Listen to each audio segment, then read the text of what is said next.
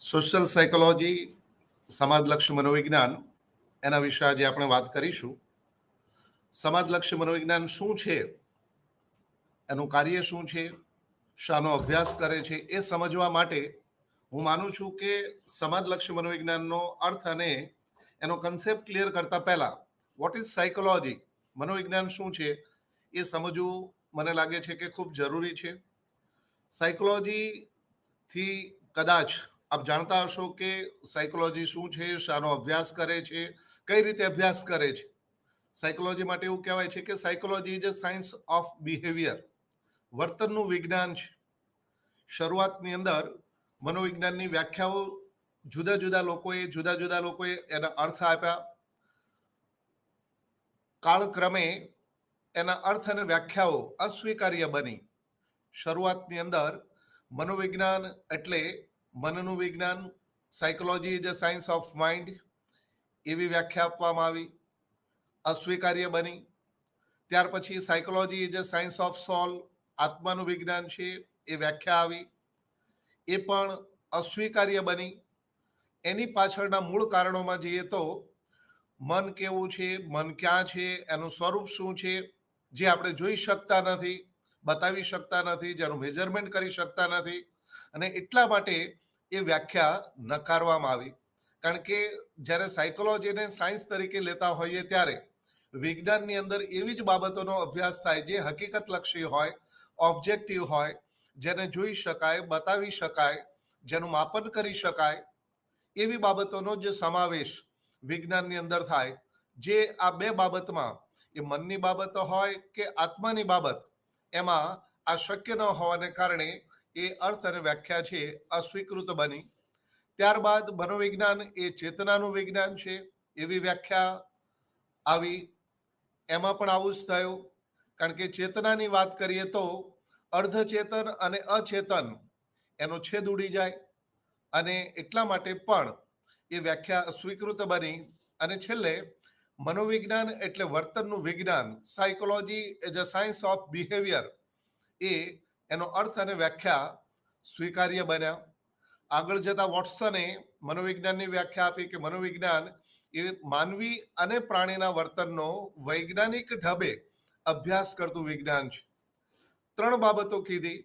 એક તો માનવી અને પ્રાણીના વર્તનનો અભ્યાસ છે, માનવી અને પ્રાણીના વર્તનનો અભ્યાસ છે, અને ત્રીજી બાબત વૈજ્ઞાનિક ઢબે અભ્યાસ કરતું વિજ્ઞાન છે. એટલે કે કેટલીક સાયન્ટિફિક મેથડ દ્વારા વર્તનને સમજવાનો પ્રયાસ મનોવિજ્ઞાનની અંદર કરવામાં આવે છે. સામાજિક મનોવિજ્ઞાન, સામાજિક વર્તન, એને સમજતા પહેલા સામાન્ય વર્તન એ સમજવું ખૂબ જ જરૂરી છે. એ સંદર્ભમાં આપણે વાત કરી કે મનોવિજ્ઞાન એ વર્તનનો અભ્યાસ કરતું વિજ્ઞાન છે, વૈજ્ઞાનિક પદ્ધતિઓના ઉપયોગ દ્વારા વર્તનને સમજવાનો પ્રયાસ કરતું વિજ્ઞાન છે. સામાન્ય રીતે કોઈ પણ વિજ્ઞાન હોય એના મૂળભૂત રીતે એના 3 હેતુઓ હોય છે. પહેલી બાબત અન્ડરસ્ટેન્ડિંગ, બીજી બાબત કંટ્રોલ, અને ત્રીજું પ્રિડિક્શન. વિજ્ઞાન એવી બાબતોનો અભ્યાસ કરે કે જેમાં સમજણ, જે શરૂઆતમાં કીધું ને કે મન અને આત્માની બાબતમાં આપણે સમજણ મેળવી શકતા નથી. કોઈ એક મન, કોઈ 2 મનની વાત કરે. આત્માના સંદર્ભમાં પણ એવું જ હતું. જ્યારે વર્તનના સંદર્ભમાં વર્તનને આપણે જોઈ શકીએ છીએ, વર્તનને બતાવી શકીએ છીએ, વર્તનનું માપન પણ કરી શકીએ છીએ. એટલે પહેલો જે હેતુ વિજ્ઞાનનો છે અન્ડરસ્ટેન્ડિંગ, સમજ પ્રાપ્ત કરવી, માહિતી પ્રાપ્ત કરવી, માપન કરવું, એ વર્તનની બાબતમાં શક્ય છે. બીજી બાબત હતી કંટ્રોલ, નિયંત્રણ. મનને કંટ્રોલ નહીં કરી શકો. આપણે કહીએ કે મન છે મરકટ જેવું છે, જ્યારે વર્તનની બાબતમાં આપણે એનું નિયંત્રણ કરી શકીએ છીએ. ત્રીજી બાબત પ્રિડિક્શન, આગાહી. વર્તનની બાબતમાં આગાહી પણ કરી શકાય. દાખલા તરીકે આપણે કહેતા હોઈએ કે કૂતરાની પૂંછડી 6 મહિના જમીનમાં દાટો તો પણ વાંકીને વાંકી જ. આ શું થયું? પ્રિડિક્શન. કોઈ બાળકને આપણે બુદ્ધિ કસોટી આપી, એનું આઈક્યુ માની લો કે બિલો 40, બિલો 70 છે, તો આપણે આગાહી કરી શકીશું કે આ બાળક આગળ જતા કદાચ હાયર એજ્યુકેશન પ્રાપ્ત ન કરી શકે, પ્રાઇમરી સુધીનું એજ્યુકેશન એ મેળવી શકે, પ્રાથમિક બાબતો જ એ કરી શકશે, આગાહી કરી શકાય છે. આ ત્રણ બાબતો, ત્રણ જે સાયન્સના જે લક્ષણો કહી શકાય, હેતુઓ કહી શકાય, એ વર્તનને લાગુ પડે છે. વર્તનની સમજ મેળવી શકાય છે આઈક્યુ ટેસ્ટ દ્વારા, ઇન્ટરેસ્ટ કસોટી દ્વારા, કે પછી એટીટ્યુડ સ્કેલ હોય એના દ્વારા વર્તનના કોઈ પાસાનું એક તો આપણે સમજ મેળવી શકીએ છીએ, એનું નિયંત્રણ કરી શકીએ છીએ અને આગાહી પણ કરી શકીએ છીએ. એટલા માટે psychology is a science, psychology is a science of behaviour. અને આ બધું કરવા માટે કોઈ પણ વિજ્ઞાનની વિશ્વસનીયતાનો આધાર બે બાબતો ઉપર હોય છે. પહેલી બાબત, એ વિજ્ઞાન કઈ બાબતોનો અભ્યાસ કરે છે, એનું કન્ટેન્ટ, એનું વિષય વસ્તુ એ શું છે એના ઉપર છે. અને બીજો, વિશ્વસનીયતાનો આધાર એનો અભ્યાસ કરવા માટેની પદ્ધતિઓ કેવી છે એના ઉપર ડિપેન્ડ કરે છે. મનોવિજ્ઞાનની અંદર એનું કન્ટેન્ટ, જે આપણે શરૂઆતમાં જોયું કે વર્તનનો અભ્યાસ છે, ઓબ્જેક્ટિવિટી સબ્જેક્ટિવિટી નથી, હકીકતોનો અભ્યાસ છે, વસ્તુલક્ષિતા ઉપર ભાર મૂકે છે, મેજરમેન્ટ ઉપર ભાર મૂકે છે, એટલે કન્ટેન્ટ ઓબ્જેક્ટિવ છે. બીજી બાબત પદ્ધતિઓ. વર્તનનો અભ્યાસ કરવા માટે મનોવિજ્ઞાનમાં વિવિધ પ્રકારની કસોટીઓ અને સાયન્ટિફિક મેથડ્સ, કસોટીઓ અને સાયન્ટિફિક મેથડ્સનો ઉપયોગ થાય છે. જેમ કે એક્સપેરિમેન્ટલ મેથડ, મુલાકાત પદ્ધતિ, પ્રશ્નાવલી પદ્ધતિ, સાયકોલોજીકલ ટેસ્ટ, સર્વેક્ષણ, નિરીક્ષણ, ક્ષેત્ર નિરીક્ષણ વગેરે જેવી અનેક વૈજ્ઞાનિક પદ્ધતિઓના ઉપયોગ થકી વર્તનને સમજવાનો પ્રયાસ કરવામાં આવે છે. એટલા માટે આજે મનોવિજ્ઞાન છે એ વિજ્ઞાન તરીકે આજે પણ એટલું જ સ્વીકૃત બન્યું છે અને એની મહત્તા જોવા મળે છે.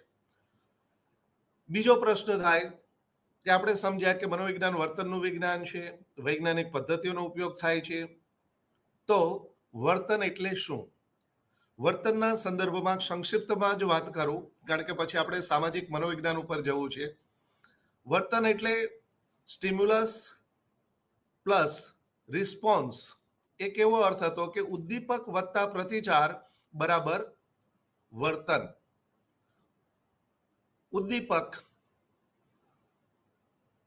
દાખલા તરીકે ચોકલેટ જોઈને બાળકને ચોકલેટની ડિમાન્ડ કરવી, ચોકલેટ જોવી એ સ્ટિમ્યુલસ છે, એના માટે ડિમાન્ડ કરવી, પગ પછાડવા, એ જે પ્રતિક્રિયા બાળકની છે એ ઉદ્દીપક વત્તા પ્રતિક્રિયા બરાબર વર્તન.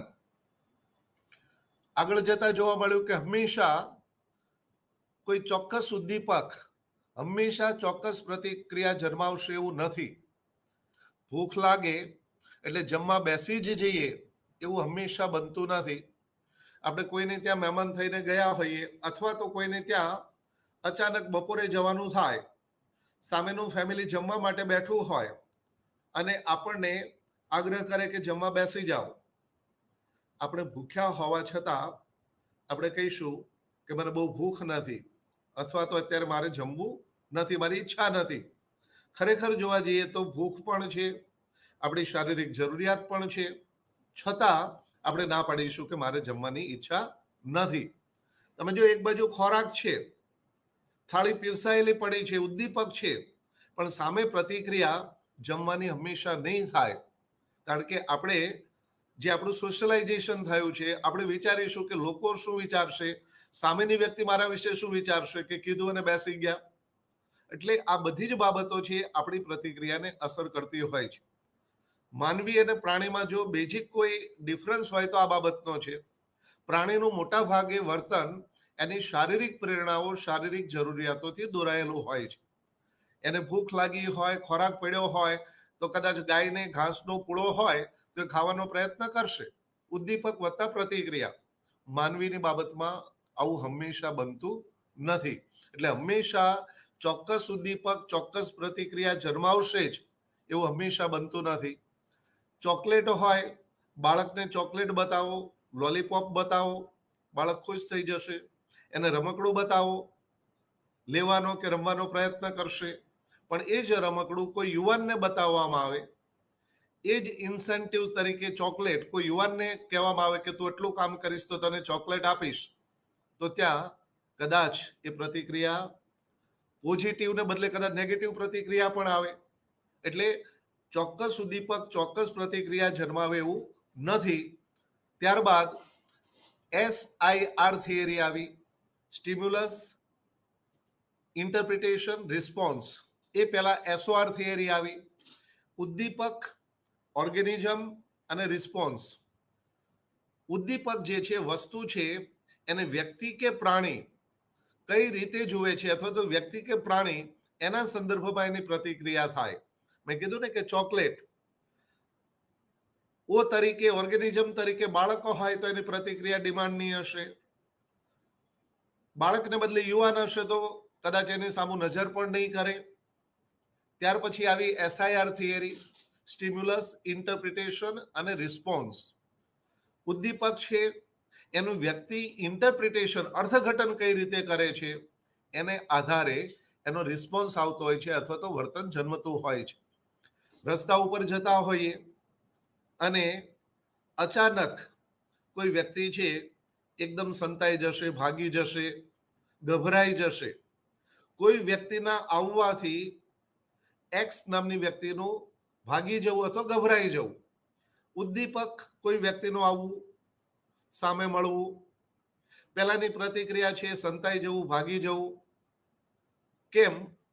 એ જોવે છે કે સામેનું જે ઉદ્દીપક છે, મારા ફાધર છે, કોલેજનો સમય છે, બંક મારીને નીકળ્યા હોય, એ તરત જ ઉદ્દીપકના સંદર્ભમાં ઇન્ટરપ્રિટેશન થશે કે મારા ફાધર છે, મને હમણાં પૂછશે, ગભરાઈ જશે, ખીજાશે, ઠપકો આપશે, કદાચ મારશે અને એને કારણે સંતાઈ જશે. એક્સની જગ્યાએ વાય વ્યક્તિ છે, જે વ્યક્તિ એક્સ સાથે કોઈ લેવા દેવા નથી, કોઈ સંબંધ નથી, એના ઉપર એનો કોઈ પ્રભાવ નહીં પડે.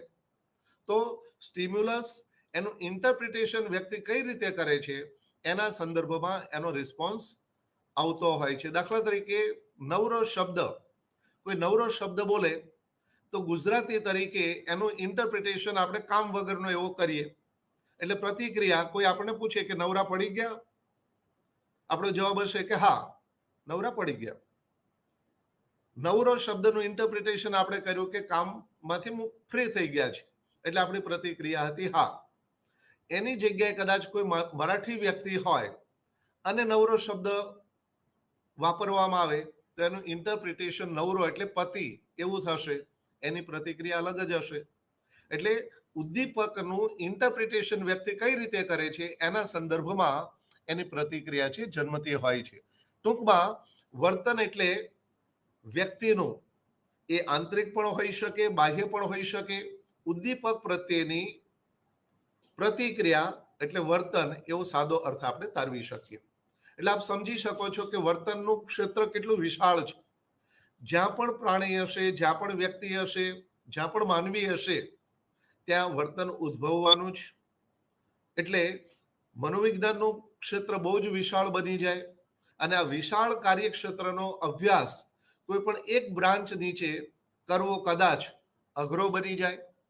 એને લીધે મનોવિજ્ઞાનની અંદર જુદા જુદા પ્રકારના વર્તનનો અભ્યાસ કરવા માટે વિવિધ પ્રકારની બ્રાન્ચ અસ્તિત્વમાં આવી, શાખાઓ અસ્તિત્વમાં આવી, જેથી કરીને પર્ટિક્યુલર સ્પેસિફિક બિહેવિયરનો અભ્યાસ પર્ટિક્યુલર બ્રાન્ચની અંદર કરી શકાય. દાખલા તરીકે counselling psychology, social psychology, child psychology, organisational psychology, industrial psychology, sports psychology, environment psychology. તો આ જુદા જુદા મનોવિજ્ઞાનની જે શાખાઓ છે એનો અભ્યાસ તો વર્તનનો જ છે.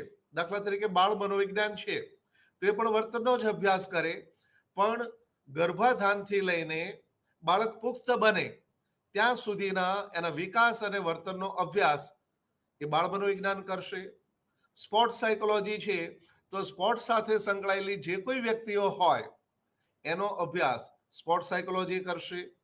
પર્યાવરણનું મનોવિજ્ઞાન છે તો પર્યાવરણના સંદર્ભમાં વ્યક્તિનો અભ્યાસ એ એન્વાયરમેન્ટલ સાયકોલોજી કરશે. સોશિયલ સાયકોલોજી એ પણ આ જ પ્રકારે મનોવિજ્ઞાનની એક બ્રાન્ચ છે. એની શાખા છે, જેમાં સમાજલક્ષી મનોવિજ્ઞાન અથવા સામાજિક મનોવિજ્ઞાનમાં સમાજમાં રહેતી વ્યક્તિના વર્તનનો અભ્યાસ સમાજલક્ષી મનોવિજ્ઞાન કરે છે. Main is a social animal. માનવી એક સામાજિક પ્રાણી છે, સમાજમાં જ રહે છે. એનો ઉછેર, એનું સામાજિકરણ, એનું સોશિયલાઇઝેશન સમાજમાં થાય છે. ત્યારે વ્યક્તિની સમાજ ઉપર અને સમાજની વ્યક્તિ ઉપર અસર થતી હોય છે. ત્યારે સમાજ અને વ્યક્તિ વચ્ચેના સંબંધો, એનો અભ્યાસ સમાજલક્ષી મનોવિજ્ઞાનની અંદર કરવામાં આવે છે. તો આજે વોટ ઇઝ સોશિયલ સાયકોલોજી, સામાજિક મનોવિજ્ઞાન શું છે, એનો અર્થ શું છે, એની વ્યાખ્યાઓ, એનું કાર્યક્ષેત્ર, એનું સ્વરૂપ, સમાજલક્ષી મનોવિજ્ઞાન અને વર્તનને સમજવા માટેની કઈ કઈ પદ્ધતિઓ નો ઉપયોગ થાય છે, એની ઉપયોગિતા શું છે, એની વાત આજે આપણે કરવાના છીએ. સામાજિક મનોવિજ્ઞાનનો અર્થ જે મેં આપને કીધો કે સીધો અને સાદો અર્થ છે કે સમાજલક્ષી મનોવિજ્ઞાન એટલે એને સામાજિક મનોવિજ્ઞાન પણ કહેવામાં આવે છે. સોશિયલ સાયકોલોજી એટલે સમાજમાં રહેતી વ્યક્તિના વર્તનનો અભ્યાસ કરતું વિજ્ઞાન એટલે સમાજલક્ષી મનોવિજ્ઞાન. બીજો અર્થ આપી શકીએ, સમાજ અને વ્યક્તિના સંબંધોનો અભ્યાસ એટલે સમાજલક્ષી મનોવિજ્ઞાન. જુદા જુદા મનોવૈજ્ઞાનિકોએ સોશિયલ સાયકોલોજીની વ્યાખ્યાઓ આપવાનો પ્રયત્ન કર્યો છે. એમાં ખાસ કરીને બ્રીટ, ઓટો ક્લીનબર્ગ, શેરીફ અને શેરીફે સામાજિક મનોવિજ્ઞાનની વિસ્તૃત વ્યાખ્યા આપી છે. સૌ પ્રથમ બ્રીટની વ્યાખ્યાની વાત કરું તો બ્રીટ એવું કહે છે કે social psychology is the scientific study social psychology is the scientific study of the behavior of individuals in their reactions to other individuals and social situations. ફરીથી, social psychology is the scientific study of behavior of individuals in their reactions to other individuals and social situations. બ્રિટે એવું કીધું કે સામાજિક મનોવિજ્ઞાન એક scientific study છે, વૈજ્ઞાનિક અભ્યાસ છે. કોનો? વર્તનનો વૈજ્ઞાનિક અભ્યાસ છે. કોના વર્તનનો? સમાજ નહીં, જૂથ નહીં, પણ જૂથમાં રહેતી, સમાજમાં રહેતી વ્યક્તિના વર્તનનો અભ્યાસ કરે છે. જો સમાજશાસ્ત્ર અને સામાજિક મનોવિજ્ઞાન વચ્ચે મૂળભૂત તફાવત હોય તો એ છે કે સમાજશાસ્ત્ર સમાજનો અભ્યાસ કરે છે, સમાજલક્ષી મનોવિજ્ઞાન જે છે એ સમાજમાં રહેતી વ્યક્તિ, ઇન્ડિવિજ્યુઅલ્સનો અભ્યાસ સામાજિક મનોવિજ્ઞાનમાં કરવામાં આવે છે. આગળ એણે કીધું કે in their reactions to other individuals and social situations, સામાજિક પરિસ્થિતિ અને અન્ય વ્યક્તિઓ પ્રત્યેની પ્રતિક્રિયાઓ ના સંદર્ભમાં વ્યક્તિના વર્તનનો વૈજ્ઞાનિક ઢબે અભ્યાસ કરતું વિજ્ઞાન એટલે સમાજલક્ષી મનોવિજ્ઞાન. 3-4 બાબતો આમાંથી આપણને જોવા મળે છે. એક તો social psychology is a scientific study, વૈજ્ઞાનિક અભ્યાસ છે, કારણ કે મનોવિજ્ઞાનની જ એક શાખા છે. બીજી બાબત, વ્યક્તિનો અભ્યાસ કરે છે, સમાજનો નહીં, સમાજમાં રહેતી વ્યક્તિના વર્તનનો અભ્યાસ કરે છે. ત્રીજી બાબત, કયું વર્તન? In their reactions to other individuals and social situations, સામાજિક પરિસ્થિતિ અને અન્ય વ્યક્તિઓ પ્રત્યેની પ્રતિક્રિયાઓથી ઉત્પન્ન થતા વર્તનનો અભ્યાસ. એટલે કે સામાજિક પરિસ્થિતિ અને અન્ય વ્યક્તિઓ સાથે ક્રિયા પ્રતિક્રિયા કરવાને કારણે એના પ્રભાવથી જે કોઈ વર્તન ઉદ્ભવે એ વર્તનનો અભ્યાસ સામાજિક મનોવિજ્ઞાન કરે છે. એવી ખૂબ સરસ વિસ્તૃત વ્યાખ્યા બ્રિટે આપી છે. આ જ પ્રકારે ઓટો ક્લીનબર્ગની પણ વ્યાખ્યા છે. એવું કહે છે કે social psychology may be defined as the scientific study of activities of the individuals as influence by other individuals, અન્ય વ્યક્તિઓ દ્વારા પ્રભાવિત થયેલી વ્યક્તિની પ્રતિક્રિયાઓ નો અભ્યાસ એટલે સમાજલક્ષી મનોવિજ્ઞાન. કોઈ વ્યક્તિ, કોઈ સ્ત્રી લગ્ન થઈને કોઈ ફેમિલીમાં આવે છે, એ ફેમિલીની અંદર વડીલોની આમન્ય જાળવવી, વડીલોની કદાચ લાજ કાઢવી, ઘુમ્મટ તાણવો, એ કદાચ એ સમાજનો રીત રિવાજ છે. તો એ સ્ત્રી, એ યુવતી લગ્ન કરીને સાસરીમાં જ્યારે આવે છે ત્યારે લાજ કાઢશે. તો એ વર્તનના સંદર્ભમાં આપણે ઉદાહરણના સંદર્ભમાં સમજીએ કે ઓટો ક્લિનબર્ગે શું કીધું કે social psychology may be defined as the scientific study of activities of the individuals as influence by other individuals. અન્ય વ્યક્તિઓ દ્વારા પ્રભાવિત થયેલું, જો એમાં વ્યક્તિ પણ આવે, સમાજ પણ આવે, એનું કલ્ચર પણ આવે, એનાથી પ્રભાવિત થયેલું જે વર્તન છે, જે પ્રતિક્રિયા છે, એનો અભ્યાસ એટલે સામાજિક મનોવિજ્ઞાન. અને ત્રીજી જે આવી જ વ્યાખ્યા છે શેરીફ અને શેરીફની, એ એવું કહે છે કે social psychology is the scientific study of the experience and behaviour. Social psychology is the scientific study of the experience and behavior of individuals in relation to social stimulus situation. સામાજિક ઉદ્દીપક પરિસ્થિતિના સંદર્ભમાં વ્યક્તિના વર્તન અને અનુભવનો વૈજ્ઞાનિક ઢબે અભ્યાસ એટલે સમાજલક્ષી મનોવિજ્ઞાન.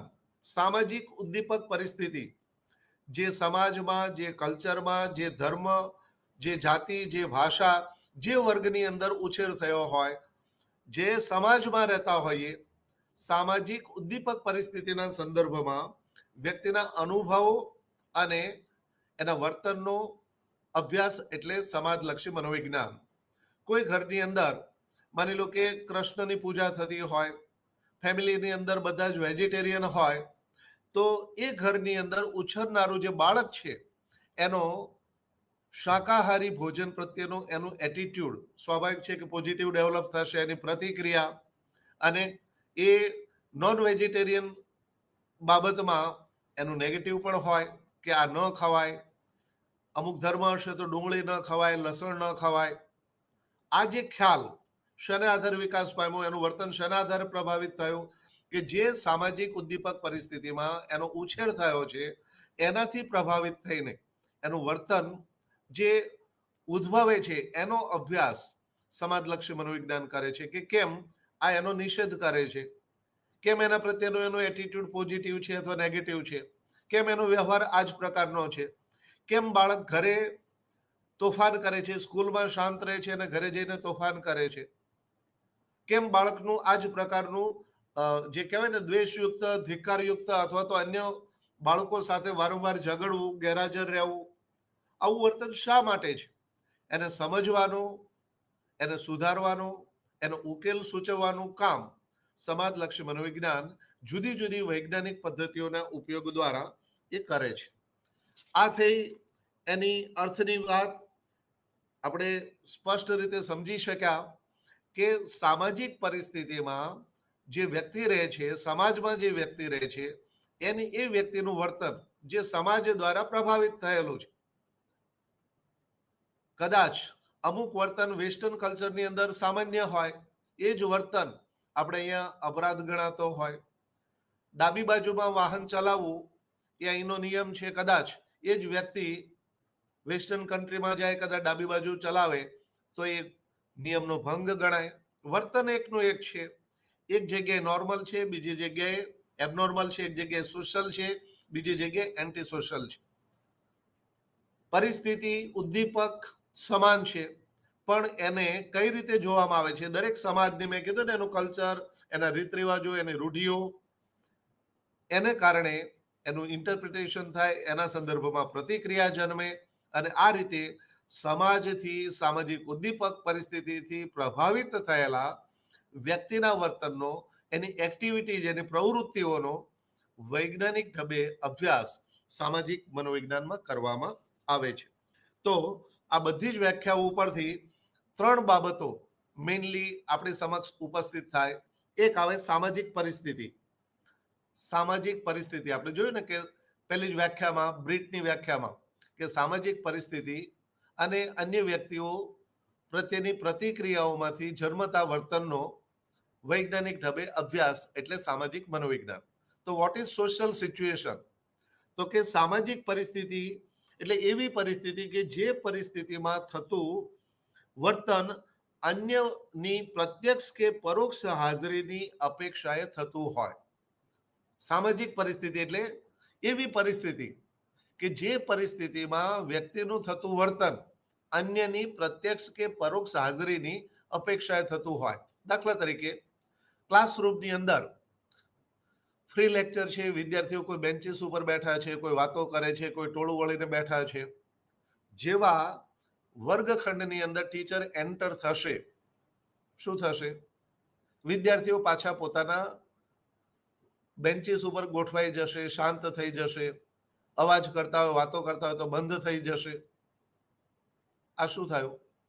સામાજિક પરિસ્થિતિ. તો વર્ગખંડ એ સામાજિક પરિસ્થિતિ છે કે જેની અંદર ટીચર્સનું આવવું, એ પહેલા ટીચરના આવવા પહેલા કદાચ અન્ય સ્વાધ્યાયી મિત્રો આવ્યા હશે, ઘણા બધાની અવર જવર થઈ હશે, છતાં જેસે તે બાકીના બધા જ વિદ્યાર્થીઓ બેન્ચીસ ઉપર હશે, વાતો કરતા હશે, અવાજ કરતા હશે, ઠઠ્ઠા મશ્કરી કરતા હશે. પણ અન્ય વ્યક્તિમાં ટીચરનું આવવું, એક્સ વ્યક્તિનું એન્ટર થવું એટલે પ્રતિક્રિયા થઈ કે બધા શાંતિથી ગોઠવાઈ ગયા. તો ટીચરનું આવવું એ થઈ સામાજિક પરિસ્થિતિ.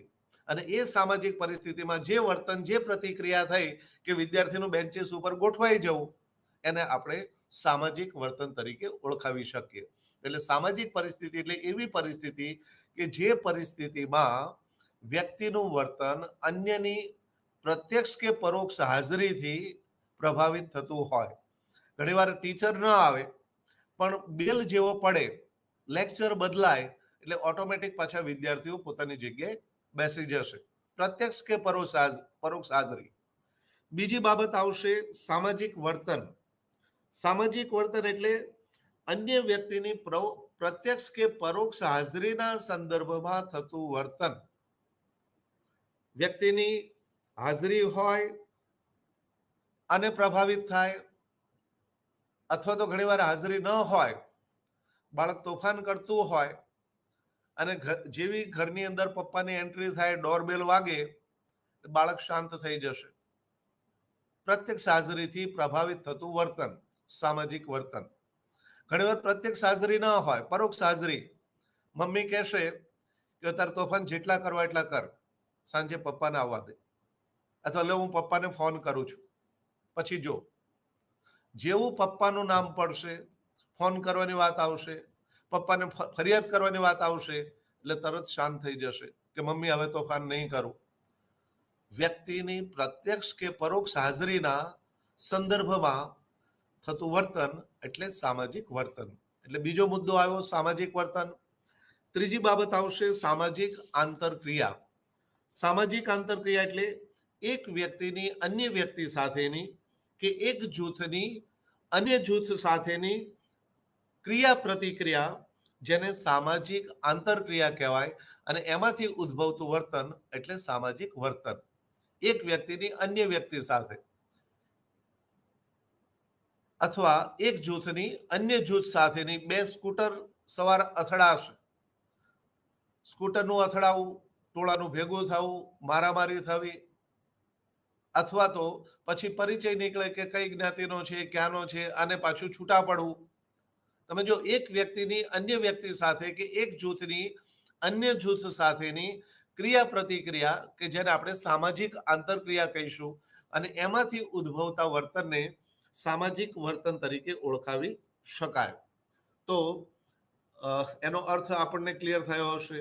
હવે એના સ્વરૂપની અને કાર્યક્ષેત્રની વાત કરીએ કે એનું સ્વરૂપ શું છે. What is social psychology? તો પહેલી બાબત આવશે કે social psychology is a science. એની વ્યાખ્યામાંથી જ આપણને એના સ્વરૂપના મુદ્દાઓ મળશે. એક તો વિજ્ઞાન છે. વિજ્ઞાનનો અર્થ આપણે શરૂઆતમાં સમજ્યા કે વિજ્ઞાનની અંદર એવી બાબતો આવે કે જેને સમજી શકાય, નિયંત્રિત કરી શકાય, જેનું પ્રિડિક્શન કરી શકાય. ઓબ્જેક્ટિવિટીનો અભ્યાસ થાય, પારદર્શિતા હોય, મેજરમેન્ટ હોય, સાયન્ટિફિક મેથડ્સનો ઉપયોગ થતો હોય. એમ સમાજલક્ષી મનોવિજ્ઞાનમાં પણ આ જ રીતે સાયન્ટિફિક સ્ટડી થાય છે. માટે સમાજલક્ષી મનોવિજ્ઞાન વર્તનનો અભ્યાસ કરતું હોવાથી સામાજિક મનોવિજ્ઞાન એક વાર્તનિક વિજ્ઞાન છે. પહેલી બાબત એનું સ્વરૂપ, વોટ ઇઝ સોશિયલ સાયકોલોજી. બીજી બાબત આવશે, સોશિયલ સાયકોલોજી એ વસ્તુલક્ષી વિજ્ઞાન છે. ઓબ્જેક્ટિવિટી ઉપર ભાર મૂકે છે. કલ્પનાઓ, તરંગો, પૂર્વગ્રહો, માન્યતાઓ, બિલાડી આડી ઉતરે એટલે અપશુકન થાય, ઘડો પાણીનો ભરીને કોઈ બેન સામેથી મળે, ગાય સામેથી મળે એટલે શુકન થાય, આવી બાબતોમાં વિશ્વાસ વિજ્ઞાન રાખતું નથી. વિજ્ઞાનની અંદર ફેક્ટ જે હોય, હકીકતો હોય, એનો જ અભ્યાસ કરવામાં આવે છે. એમ સમાજલક્ષી મનોવિજ્ઞાન એ પણ વસ્તુલક્ષીતા ભાર ઉપર મૂકે છે, નહીં કે સબ્જેક્ટિવિટી ઉપર. ત્રીજી બાબત વાર્તનિક વિજ્ઞાન છે. પેલું વિજ્ઞાન છે, બીજું જોયું વસ્તુલક્ષી વિજ્ઞાન છે, ત્રીજું વાર્તનિક વિજ્ઞાન છે એટલે સામાજિક વર્તનનો અભ્યાસ કરે છે. ચોથું સામાજિક મનોવિજ્ઞાન એ સૈદ્ધાંતિક વિજ્ઞાન છે. સમાજલક્ષી મનોવિજ્ઞાન એ વ્યક્તિનો સમાજના સંદર્ભમાં એના વર્તનનો, એના અનુભવોનો, એની પ્રતિક્રિયાઓનો, એની એક્ટિવિટીઝનો અભ્યાસ કરે છે. કાર્યકારણનો સંબંધ શોધવાનો પ્રયત્ન કરે છે કે બાળક ગુનાખોરી તરફ વળે છે, યુવાનોમાં આત્મહત્યાનું પ્રમાણ વધ્યું છે, તો એના કારણો કયા છે, કાર્યકારણનો સંબંધ શોધવાનો પ્રયત્ન કરે છે. એના પ્રિન્સિપલ્સ સંશોધનો કરીને, અભ્યાસો કરીને એના સિદ્ધાંતો આપવાનો પ્રયાસ સામાજિક મનોવિજ્ઞાનની અંદર કરવામાં આવે છે. પાંચમી બાબત વ્યવહારિક વિજ્ઞાન છે. માત્ર સિદ્ધાંતો આપીને બેસી રહેતું નથી. Social psychology is A applied science. વ્યવહારિક વિજ્ઞાન છે. એનો વ્યવહારમાં ટોળા ઉપર શેની અસર પડે છે, ટોળાને કઈ રીતે કાબુમાં લાવી શકાય, પૂર્વગ્રહોને કઈ રીતે દૂર કરી શકાય, મનોવલણમાં કઈ રીતે પરિવર્તન લાવી શકાય, બાળકોને ગુનાખોરી તરફથી કઈ રીતે વાળી શકાય. તો આ જુદી જુદી જે સામાજિક સમસ્યાઓ, સામાજિક વર્તનો જે છે એને સમજવાનો અને એને સુધારવાનો કે ઉકેલ લાવવાનો પ્રયાસ પણ સામાજિક મનોવિજ્ઞાન કરે છે. એટલા માટે સામાજિક મનોવિજ્ઞાન એ વ્યવહારિક વિજ્ઞાન પણ છે. ત્યાર પછી સમાજલક્ષી મનોવિજ્ઞાન એ સામાન્યીકરણ કરે છે, જનરલાઇઝેશન. આપણે શરૂઆતમાં પહેલી વ્યાખ્યામાં જોયું કે social psychology is a scientific study of individuals. એના કેન્દ્ર સ્થાને વ્યક્તિ છે, સમાજ નહીં, જૂથ નહીં. કેન્દ્ર સ્થાને વ્યક્તિ છે, વ્યક્તિનો અભ્યાસ કરે છે અને વ્યક્તિના અભ્યાસના પરિણામો જે છે એ સમગ્ર સમુદાય, સમગ્ર જૂથ કે સમગ્ર સમાજને લાગુ પાડવામાં આવે છે. એટલે સમાજલક્ષી મનોવિજ્ઞાન એ સામાન્યીકરણ કરે છે.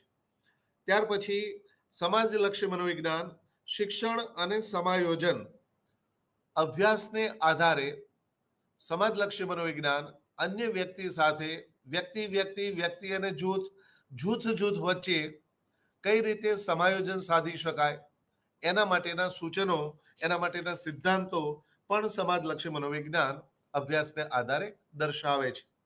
ત્યાર પછી સમાજલક્ષી મનોવિજ્ઞાનનો જૈવિક આધાર. તમે જો વર્તન છે એ આંતરિક પણ હોઈ શકે, બાહ્ય પણ હોઈ શકે. દાખલા તરીકે વિચારવું, મનન કરવું આંતરિક વર્તન છે, જે આપણા બાહ્ય વર્તન સ્વરૂપે પ્રગટ થાય. આજે ઘણીવાર માની લો કે વિદ્યાર્થી છે, ક્લાસની અંદર સૂતો હોય, કેમ સૂવે છે, કદાચ એને કંટાળો આવતો હોય, અભ્યાસમાં મજા ન આવતી હોય, એની અપેક્ષા પ્રમાણેનું અધ્યયન કાર્ય ન થતું હોય, તો એને કારણે પણ કંટાળો આવે ને એને કારણે પણ કદાચ એ સૂઈ ગયો હોય. બરાબર? તો એનું જે વર્તન છે, આંતરિક વર્તન, કંટાળો, એ એના સુવા સ્વરૂપે, ક્લાસની અંદર ડિસ્ટર્બન્સ ઊભું કરવા સ્વરૂપે છે વ્યક્ત થતું હોય. તો વર્તન જે છે એ આંતરિક હોય કે બાહ્ય, એ વર્તનનો જૈવી આધાર, શરીર વગર વર્તન શક્ય નથી. એટલે વર્તનનો જૈવી આધાર શારીરિક છે, શરીર દ્વારા જ વર્તન છે શક્ય બને છે. અને છેલ્લી બાબત કે સમાજલક્ષી મનોવિજ્ઞાન એ આંતરવૈજ્ઞાનિક અભિગમ ધરાવે છે. સામાજિક મનોવિજ્ઞાન એ સમાજશાસ્ત્ર સાથે, મનોવિજ્ઞાન સાથે, નૃવંશશાસ્ત્ર સાથે, તત્વજ્ઞાન સાથે પણ સંકળાયેલું છે. કારણ કે મનોવિજ્ઞાન વર્તનનો અભ્યાસ કરે છે, સમાજલક્ષી મનોવિજ્ઞાન પણ વર્તનનો અભ્યાસ કરે છે. સમાજશાસ્ત્ર સમાજનો અભ્યાસ કરે છે. સમાજલક્ષી મનોવિજ્ઞાન સમાજમાં રહેતી વ્યક્તિના વર્તનનો અભ્યાસ કરે છે. એટલે વ્યક્તિના વર્તનને સમજવું હોય તો સમાજને સમજવું પણ એટલું જ અગત્યનું છે. માટે વર્તનને સમજવા માટે સામાજિક મનોવિજ્ઞાન એ સમાજશાસ્ત્રના સમાજ અંગેના જે અભ્યાસો, એના પરિણામો, એને વર્તનને સમજવામાં પણ એનો ઉપયોગી થાય છે. એટલે આંતરવૈજ્ઞાનિક અભિગમ સમાજલક્ષી મનોવિજ્ઞાન ધરાવે છે. ત્યાર પછી એના કાર્યક્ષેત્રની વાત કરીએ. કાર્યક્ષેત્ર એટલે જે તે વિષયોમાં ચર્ચવામાં આવતા મુખ્ય મુદ્દાઓ એ એનું કાર્યક્ષેત્ર. દાખલા તરીકે બાળ મનોવિજ્ઞાન છે તો બાળ મનોવિજ્ઞાનનું કાર્યક્ષેત્રમાં શું આવે કે ગર્ભાધાનથી લઈને જ્યારે બે કોષ હોય, એક કોષમાંથી દ્વિકોષ, એમાંથી 4, એમાંથી 8, એ રીતે ગર્ભાધાનથી શરૂ કરીને બાળક પુખ્ત થાય ત્યાં સુધીના બાળકના શારીરિક વિકાસ, એનો માનસિક વિકાસ, એનો આવેગિક વિકાસ, એનો ભાષા વિકાસ, આ બધાનો અભ્યાસ બાળ મનોવિજ્ઞાન કરે. સામાજિક વિજ્ઞાન મનોવિજ્ઞાન શાનો અભ્યાસ કરે તો આપણે જોયું કે સમાજ સાથે સંકળાયેલી બધી જ બાબતો, સમાજમાં જ્યારે વ્યક્તિ રહે ત્યારે જે બાબતો એની સાથે સંકળાયેલી હોય એનો અભ્યાસ આવે. એટલે સમાજલક્ષી મનોવિજ્ઞાનના કાર્યક્ષેત્રની વાત કરીએ તો એની અંદર એક તો સામાજિક આંતરક્રિયાઓ આવે, સામાજિકરણ આવે, સોશિયલાઇઝેશન, માનવીને પશુમાંથી, વ્યક્તિને પશુમાંથી માનવીમાં રૂપાંતરિત કરવાની ક્રિયા એટલે સોશિયલાઇઝેશન, સામાજિકરણ. નાનું બાળક હોય ત્યારે પશુમાં અને બાળકમાં કોઈ ફરક હોતો નથી. કઈ બાબતમાં? કે બાળકનું વર્તન પણ પશુઓની જેમ શારીરિક પ્રેરણાઓથી દોરાયેલું હોય છે. અને એટલા માટે તમે જો કે બાળક રડતું હોય તો કોઈ પૂછે કે કેમ રડે છે, જો કદાચ તરસ લાગી હશે, કદાચ બાળક ભૂખ્યું થયું હશે, કદાચ એને બહાર આવવું હશે, એનું વર્તન, રડવાનું વર્તન છે એની પાછળ કઈ પ્રેરણાઓ મોટા ભાગે કામ કરે છે? ભૂખની હશે, તરસની હશે, ઊંઘ હશે, શારીરિક પ્રેરણાઓથી એનું વર્તન છે દોરાયેલું હોય છે. આ જ પ્રકારે પ્રાણીઓનું વર્તન પણ શારીરિક પ્રેરણાઓથી દોરાયેલું હોય છે. એમ વ્યક્તિને પશુમાંથી માનવીમાં રૂપાંતરિત કરવાનું કામ સામાજિકરણ કહેવામાં આવે છે, જેનો અભ્યાસ પણ સામાજિક મનોવિજ્ઞાનમાં કરવામાં આવે છે. સામાજિક આંતરક્રિયાનો અભ્યાસ કરવામાં આવે છે. સામાજિક પ્રેરણાઓ મનોવિજ્ઞાનની અંદર શારીરિક પ્રેરણાઓ, મનોવૈજ્ઞાનિક પ્રેરણાઓ, સામાજિક પ્રેરણાઓનો અભ્યાસ પણ સામાજિક મનોવિજ્ઞાનની અંદર કરવામાં આવે છે. ત્યાર પછી મનોવલણો, એટીટ્યુડ, વ્યક્તિ, વસ્તુ, પદાર્થ કે પરિસ્થિતિ પ્રત્યે વિધાયક કે નિષેધક રીતે વર્તવાનું વલણ એટલે મનોવલણ. તો મનોવલણ એટલે શું?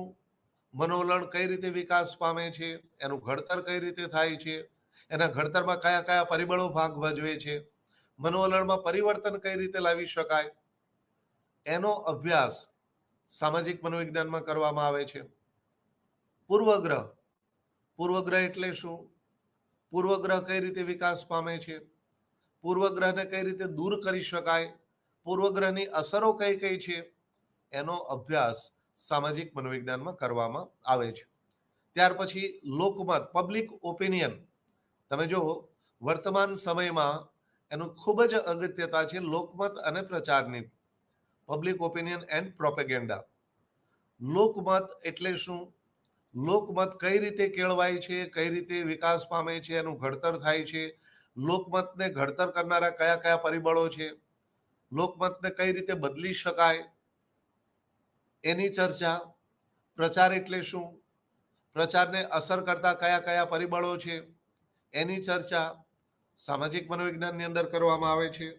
ત્યાર પછી જૂથ એટલે શું? કારણ કે સમાજ, જૂથ, જૂથના પ્રકારો કયા કયા છે? અનૌપચારિક જૂથ હોય, ઔપચારિક જૂથ હોય. ઔપચારિક જૂથ કોને કહેવાય, અનૌપચારિક જૂથ કોને કહેવાય, એની અસરો વ્યક્તિ ઉપર અને વ્યક્તિની જૂથ ઉપર એની કેવી અસરો થાય છે. જૂથ ગત્યાત્મકતા એટલે શું? જૂથ અસરકારકતા એટલે શું? એનો અભ્યાસ સામાજિક મનોવિજ્ઞાન કરે છે. ત્યાર પછી નેતૃત્વ, લીડરશીપ. કારણ કે જૂથની અંદર બે બાબતો આપણને જોવા મળે. એક બાબત આવશે નેતા, લીડર, અને બીજું આવશે ફોલોઅર્સ, શ્રોતાગણ અથવા અનુયાયીઓ. કોઈ પણ જૂથ તમે લો, એ નાનું ફેમિલી હોય, સ્કૂલ કોલેજ હોય, કોઈ ઇન્ડસ્ટ્રી હોય, બેંક હોય, કોઈ પણ નાનું એવું સંગઠન પણ તમે લો, એમાં બે વસ્તુ તમને, ઇવન મિત્ર મંડળ લઈએ આપણે, 5 કે 10 મિત્રોનું સર્કલ હોય તો એમાં પણ આ બે બાબત જોવા મળશે. એક લીડર. લીડર એટલે માત્ર રાજકીય નેતા એટલે નેતા નહીં. લીડર એટલે જે બીજાને દોરે, જે બીજા માટે આદર્શ હોય, જે બીજા ઉપર પ્રભાવ પાડી શકે, એને નેતા કહેવાય. આપણું 5 મિત્રોનું માની લો ગ્રુપ હોય, પિક્ચર જોવા જવાનું હોય તો જુદા જુદા મત આવે, પણ એમાં એક વ્યક્તિ એવી હોય, ડોમિનન્ટ હોય કે નહીં, આપણે હિન્દી પિક્ચર જ જોવાનું છે, જૂનું પિક્ચર જ જોવા જવાનું છે, અને બધા એને યસ કરે. તો જેનો પ્રભાવ જૂથ ઉપર વધુ હોય, જે અસર પાડી શકતું હોય, જે બીજાને દોરી શકતું હોય, લીડ કરી શકતું હોય, ધેટ્સ કોલ્ડ અ લીડર. બાકીના જે છે ફોલોઅર છે, અનુયાયીઓ છે, આ બે સ્થિતિ જૂથની અંદર જોવા મળે છે. તો નેતૃત્વ એટલે શું? નેતૃત્વ કઈ રીતે વિકાસ પામે છે? નેતા જન્મે છે કે પછી નેતા અને અસર કરનારા વિવિધ પરિબળો છે? નેતાના પ્રકારો કયા કયા છે? એના લક્ષણો, નેતાના કાર્યો શું હોય છે, કયા કયા પ્રકારના કાર્યો હોય છે? નેતૃત્વ અંગેના જુદા જુદા મનોવૈજ્ઞાનિકોના અભ્યાસો અને એના પરિણામો, એની ચર્ચા પણ સામાજિક મનોવિજ્ઞાનની અંદર કરવામાં આવે છે. ત્યાર પછી સમૂહ જીવન, જેમ કે ટોળું, ક્રાઉડ, શ્રોતાગણ, ફેડ, ફેશન, ઘેલછા, એનો અભ્યાસ પણ સામાજિક મનોવિજ્ઞાનની અંદર કરવામાં આવે છે. ટોળાકીય વર્તન, ટોળાના લક્ષણો, ટોળાને અસર કરતા પરિબળો, ટોળું એટલે શું, શ્રોતાગણ કોને કહેવાય, એના લક્ષણો, ફેડ, ફેશન અને ઘેલછા, આ બધા જ જે સામાજિક બાબતો છે, સમાજને લગતા જે પાસાઓ છે, એનો અભ્યાસ સમાજલક્ષી મનોવિજ્ઞાનની અંદર કરવામાં આવે છે. હવે ત્યાર પછી જોઈએ એની ઉપયોગિતા. શા માટે અભ્યાસ કરવામાં આવે છે, એની ઉપયોગિતા શું છે? તો ઉપયોગિતાને વાત કરીએ તો શરૂઆતમાં જ આપણે જોયું કે મનોવિજ્ઞાન, અને ખાસ કરીને સામાજિક મનોવિજ્ઞાનની વાત કરીએ તો સામાજિક મનોવિજ્ઞાન સમાજમાં રહેતી વ્યક્તિના વર્તનનો અભ્યાસ કરે છે, સમાજ અને વ્યક્તિ વચ્ચેના સંબંધનો અભ્યાસ કરે છે, એના વર્તનને સમજવાનો પ્રયત્ન કરે છે. એટલે પહેલી જો ઉપયોગિતા હોય તો વ્યક્તિના સામાજિક વર્તનને સમજવાનો પ્રયાસ અથવા તો સામાજિક વર્તનને સમજવાનું કામ એ સામાજિક મનોવિજ્ઞાનનું રહેલું છે.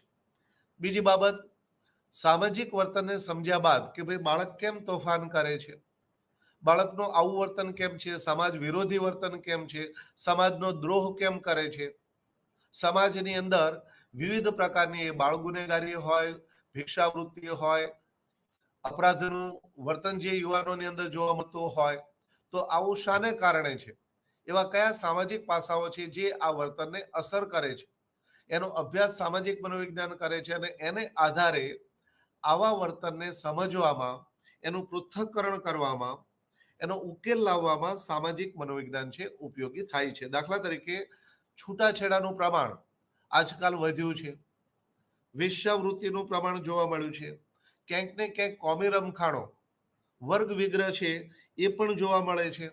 વચ્ચે એક અભ્યાસમાં જોવા મળેલું કે અમુક સિટીની અંદર યુવાનોની અંદર આપઘાતનું પ્રમાણ વધ્યું છે.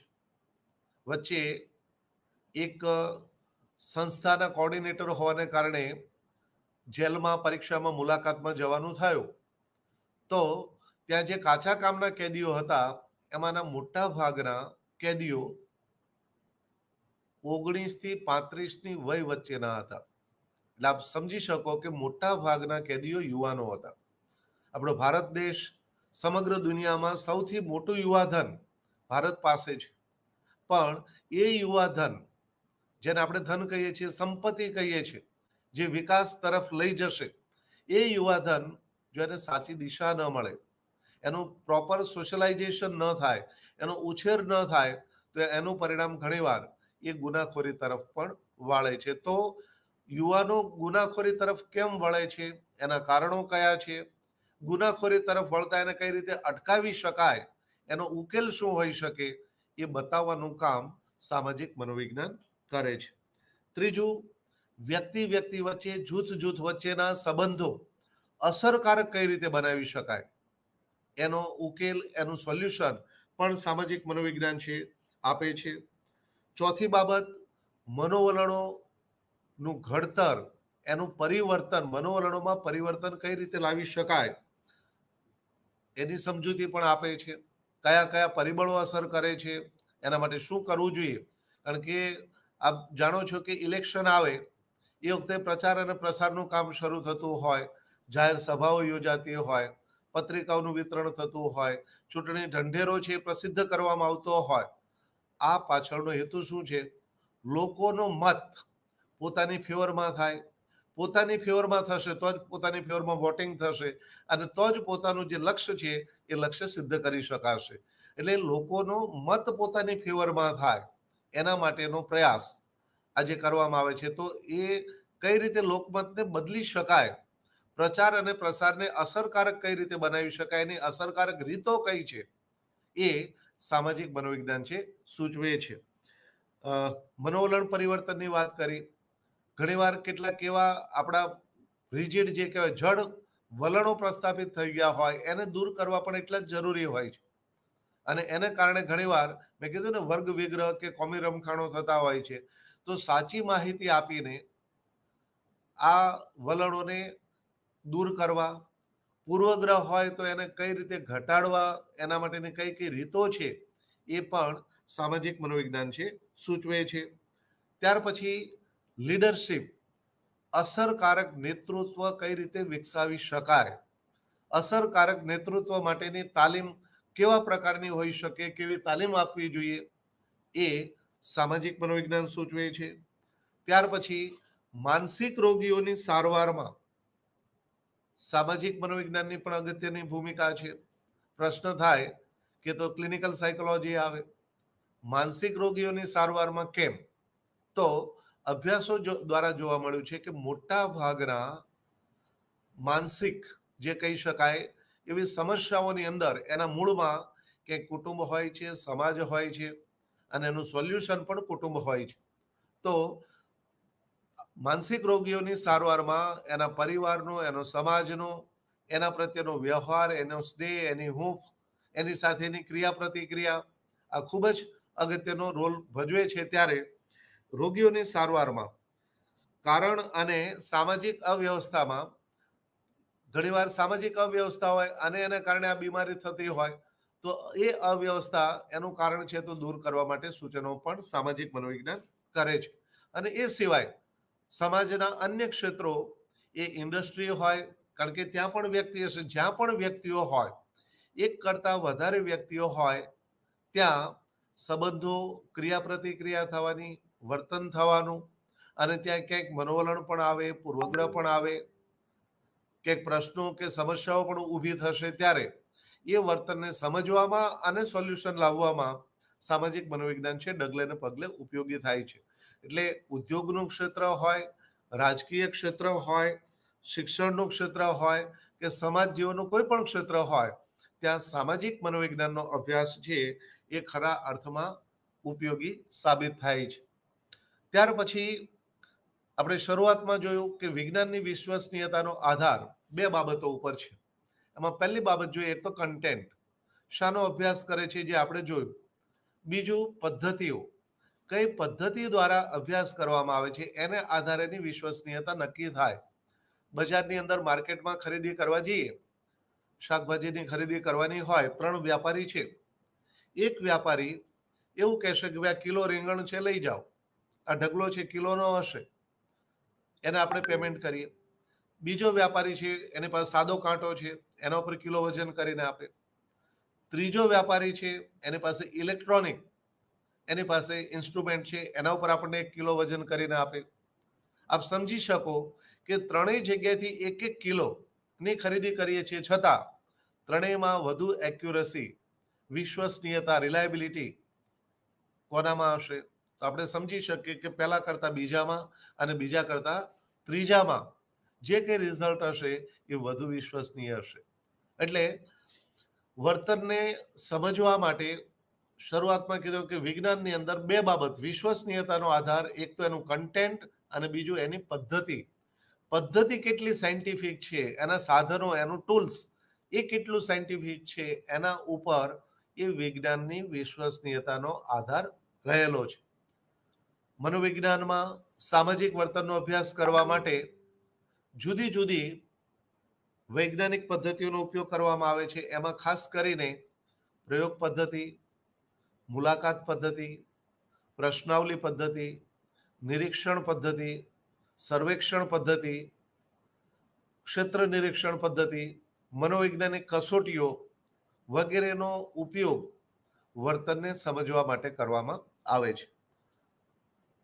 પહેલી પદ્ધતિની થોડી વાત કરું સંક્ષિપ્તમાં. પ્રયોગ પદ્ધતિ જે અન્ય પદ્ધતિઓની તુલનામાં સૌથી વધુ જો કોઈ વિશ્વસનીય પદ્ધતિ હોય તો એ એક્સપેરિમેન્ટલ મેથડ છે. તો એક્સપેરિમેન્ટ એટલે શું? નિયંત્રિત પરિસ્થિતિમાં કરવામાં આવતું નિરીક્ષણ એટલે પ્રયોગ. એક્સપેરિમેન્ટ શું છે? એક્સપેરિમેન્ટ ઇઝ એન ઓબ્ઝર્વેશન, નિરીક્ષણ છે. કેવું નિરીક્ષણ? નિયંત્રિત પરિસ્થિતિમાં કરવામાં આવતું નિરીક્ષણ એટલે પ્રયોગ, એવો અર્થ કરવામાં આવે છે. પ્રયોગની વ્યાખ્યા BF એન્ડરસને આપી છે. એ એવું કહે છે કે પ્રયોગ એક એવી પરિસ્થિતિ છે કે જેમાં કોઈ એક પરિવર્ત્યમાં ઈરાદાપૂર્વક ફેરફાર કરવામાં આવે છે. એ ફેરફારની બીજા પરિવર્ત્ય ઉપર કેવી અસર થાય છે એ જાણવા માટે બંને વચ્ચેના સંબંધનું નિરીક્ષણ કરવામાં આવે છે. પ્રયોગ એક એવી પરિસ્થિતિ છે જેમાં કોઈ એક પરિબળમાં ઈરાદાપૂર્વક ફેરફાર કરવામાં આવે છે. એ ફેરફારની બીજા પરિબળ ઉપર કેવી અસર થાય છે એ જાણવા માટે બંને વચ્ચેના સંબંધનું નિરીક્ષણ કરવામાં આવે છે. દાખલા તરીકે એક્સની અંદર એક્સ પરિબળમાં ફેરફાર કરવામાં આવે, એ ફેરફારની વાય પરિબળ ઉપર કેવી અસર થાય છે એ જાણવા માટે એક્સ અને વાય આ બંને વચ્ચેના સંબંધનો અભ્યાસ કરવામાં આવે છે. એટલે કે કાર્યકારણનો સંબંધ, આ કાર્ય માટે આ જ કારણ જવાબદાર છે એવું પ્રસ્થાપિત કરવાનો પ્રયાસ પ્રયોગની અંદર કરવામાં આવે છે. ઉદાહરણ આપું. દાખલા તરીકે કોઈ વ્યક્તિ એવું કહે કે મને માથું દુખે છે. આપણે જાહેરાત જોતા હોઈએ છીએ એનાસિન, પેરાસિટામોલ. એનાસિન લેવાથી માથાના દર્દમાં રાહત થાય છે, આવી જાહેરાત છે. આપણે સાયન્ટિફિકલી એનો સ્ટડી કરવો છે, પ્રયોગ પદ્ધતિનો ઉપયોગ કરવો છે કે શું એનાસિન લેવાથી માથાના દુખાવામાં રાહત થાય છે. આ આપણે અભ્યાસ કરવો છે, પ્રયોગ કરવો છે. જો આમાં આખી વ્યાખ્યા આવી જશે BF એન્ડરસનની. પ્રયોગ કરતા શું કરશે? એનાસિન માં ફેરફાર કરશે, એની માથાના દુખાવા પર કેવી અસર થાય છે એનો અભ્યાસ કરશે, અને પછી એનાસિન એટલે એક્સ અને માથાનો દુખાવો એટલે વાય. એક્સ અને વાય વચ્ચે શું સંબંધ છે એ જાણવાનો પ્રયાસ એટલે પ્રયોગ. હવે ખ્યાલ આવશે, આ ઉદાહરણ દ્વારા વ્યાખ્યા સમજાવશે. પ્રયોગ એક એવી પરિસ્થિતિ છે કે જેમાં કોઈ એક પરિવર્ત્યમાં ઈરાદાપૂર્વક ફેરફાર કરવામાં આવે છે. એક્સ એનાસિન એ પરિવર્ત્યમાં ઈરાદાપૂર્વક ફેરફાર કરીશું આપણે. ઈરાદાપૂર્વક ફેરફાર કરવામાં આવે છે. એ ફેરફારની બીજા પરિબળ ઉપર કેવી અસર થાય છે એ જાણવા માટે બંને પરિબળો વચ્ચેના સંબંધનું નિરીક્ષણ કરવામાં આવે છે. એક પરિબળમાં ઈરાદાપૂર્વક ફેરફાર, એ પરિબળમાં કરવામાં આવેલા ફેરફારની બીજા પરિબળ ઉપર થતી અસર, એ બંને વચ્ચેના સંબંધનું નિરીક્ષણ એટલે પ્રયોગ. એનાસિનમાં ફેરફાર, માથાના દુખાવા પર થતી અસર, એ બંનેનો સંબંધ એટલે પ્રયોગ. ફરિયાદ કરે છે કે મને માથું દુખે છે, આપણે એનાસિડની અસર તપાસવી છે. 2 પ્રયોગ પાત્ર લીધા, એકને આપણે એનાસિન આપીએ છીએ, બીજા પેશન્ટને એનાસિન આપતા નથી. અડધા કલાક પછી બંને પેશન્ટને પૂછીએ કે માથાના દુખાવામાં કેમ છે. જેને એનાસિન આપી છે એવું કહેશે કે મને રાહત છે, પેલો કહેશે કે મને રાહત નથી. તો આપણે એવું નહીં કહી શકીએ કે એક્સને એનાસિન આપી એટલે માથાના દુખાવામાં રાહત થઈ, વાયને ન આપી એટલે એનામાં રાહત નથી થઈ. કારણ કે કદાચ એવું બને કે એનાસિનને બદલે ટીકડી લીધાનું જ્ઞાન, સાયકોલોજીકલ, જેની જાણકારી છે કે મેં ટીકડી લીધી છે, જાહેરાતોમાં જોયું હોય, સાંભળ્યું હોય, ડોક્ટરે કીધું હોય કે આ ટીકડી લેશો એટલે માથું મટી જ જશે, બરાબર છે. એ ટીકડી લે છે, માથાનો દુખાવામાં રાહત થાય છે.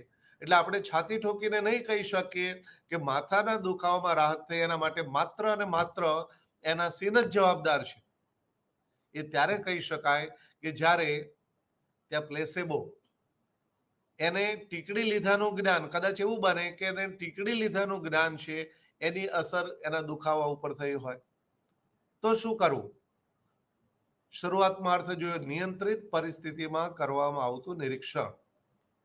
હવે 2 પ્રયોગ પાત્ર લઈએ, બંનેને ટીકડી આપીએ, એકને ઓરિજિનલ એક્સને, વાયને ડુપ્લિકેટ, આભાસી ગોળી, પ્લેસેબો. ટીકડી લીધાનું જ્ઞાન એને આપણે કંટ્રોલ કરીએ છીએ.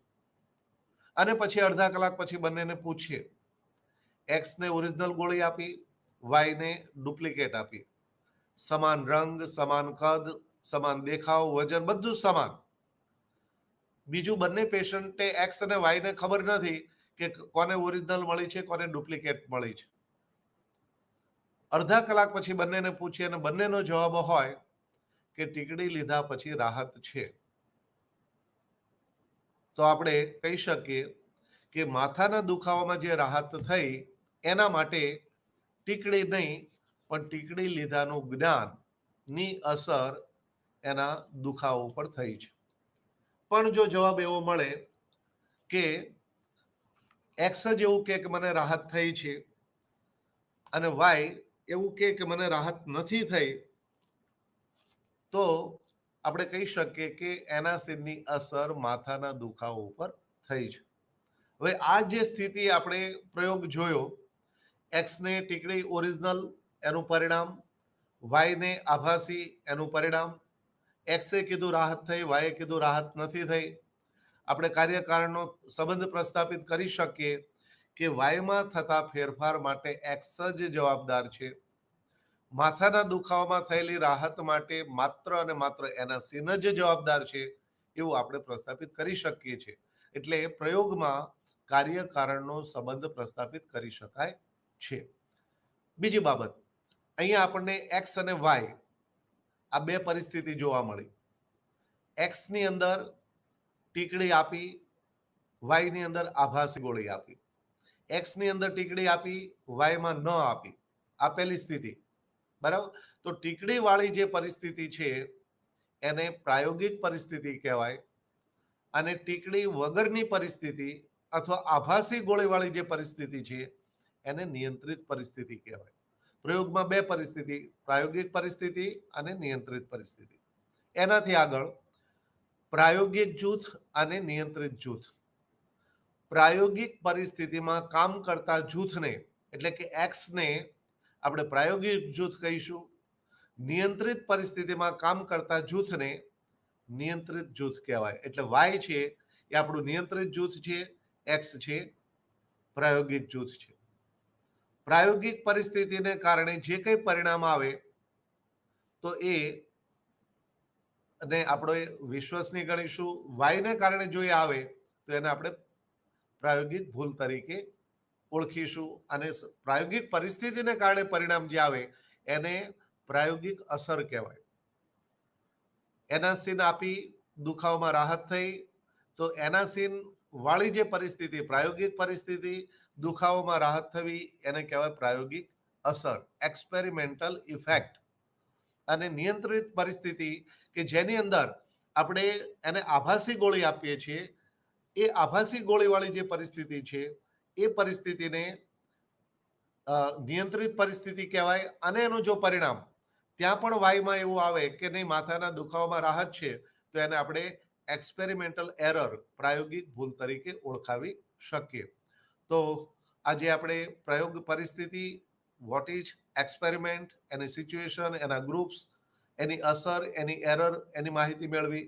આ સિવાય એના લક્ષણો, એના ફાયદાઓ, એની મર્યાદાઓ, વેરિયેબલ્સ, આ બધી બાબતોની ચર્ચાઓ નેક્સ્ટ સેશનની અંદર આપણે કરીશું. અને આ સિવાય પણ ઘણી બધી વૈજ્ઞાનિક પદ્ધતિઓ છે કે જેના દ્વારા સામાજિક વર્તનને સમજવાનો પ્રયાસ સમાજલક્ષી મનોવિજ્ઞાનની અંદર કરવામાં આવે છે. જે શરૂઆતમાં મેં કીધું કે પ્રશ્નાવલી પદ્ધતિઓ હોય, મુલાકાત પદ્ધતિઓ હોય, ક્ષેત્ર નિરીક્ષણ હોય, સર્વેક્ષણ હોય, મુલાકાત હોય, મનોવૈજ્ઞાનિક કસોટીઓ હોય, જેના દ્વારા સામાજિક વર્તનનો અભ્યાસ કરવામાં આવે છે, જેની નેક્સ્ટ સેશનની અંદર આપણે વિગતે ચર્ચા કરીશું. આપ સૌને ખૂબ ખૂબ ધન્યવાદ. નમસ્કાર.